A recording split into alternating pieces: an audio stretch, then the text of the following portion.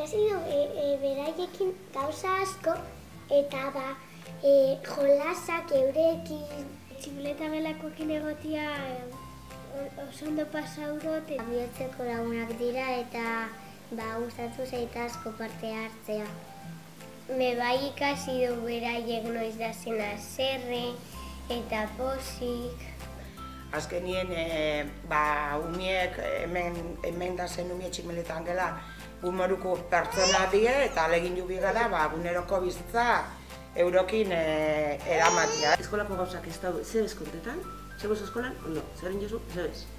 Baina tximeletan egoten da nien, tximeletan gela egona, segun ez magalekin, eta ez dakik guzan dago tximeleta gela, baina bera daude zietan. Trampakin jau sartzeko tximeleta gara.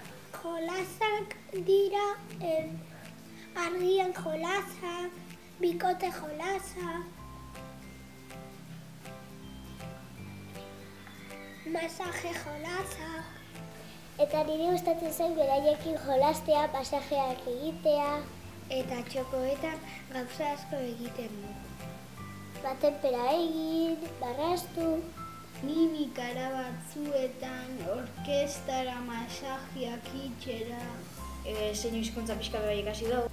Ikasi duten eurekin da dieselagun modua, baina bihar da bezala laguntza gehiago. Eta pentseta jat hori egunerokoan inungo ez errestrain barek hori lortzia, anistasunari erantzuteko modu oso politxa dala, ez da? Tximeleta gelakoak gurekin egotea suposatzen dugu eta suposatu dugu aberastasuna eta anistasuna. Aberastasuna eurokin elkarrekin asko ikasten dugulako eta anistasuna teoriatik praktikara ekarri dugulako. Urtea pasala konturatu naiz posible dela. Gauza asko egiten ditugula elkarrekin. Bereiek irribarrez ikusten ditugunean denok osten gara. Geure ikasleak geu baino errestasun gehiago izan dute harremanak sendotzeko, naturaltasun gehiagoarekin jokatzen zutelako, eta, orain beraiek gabe oso zaila iruditzen zaigu bizitza.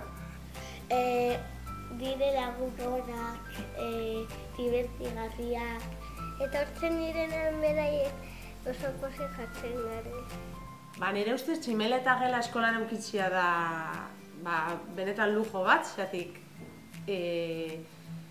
uste dut dala gizartian dauen errealidade bat, askotan egondana alde batera, eta orduan gure eskolan eukitziak eraiten duzku edo, azkenian gurekin batera daz, eta ikusten du bai guretzako, helduontzako eta batez behumientzako, dala errealidade hori ezagutzeko eta bizitzeko aukera bat.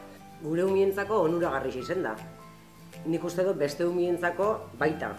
Ikusten dozuenez, nik ez dauket gizarte honetarako eskaintzeko ez erizain bat, ez mediku bat, ez arkitekta bat, ez ingeniera bat, baina bai dauket alaba eskaintzeko baloretasunetan lana itzeko, eta elkartasunean, kreatibitatean, segurtasunean, anistasunean, maitasunetan, eta hori dana azken finean da denok bilatzen ari dugun gizarte honetan, ez?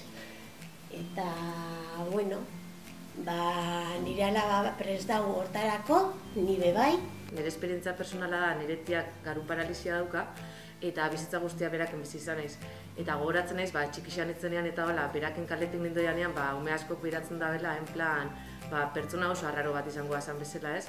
Orduan, nik uste dut oso aberasgarria izateaz aparte oso importantea dela laguntzeko integrazioan eta eurak gure bizitzan parte izateko.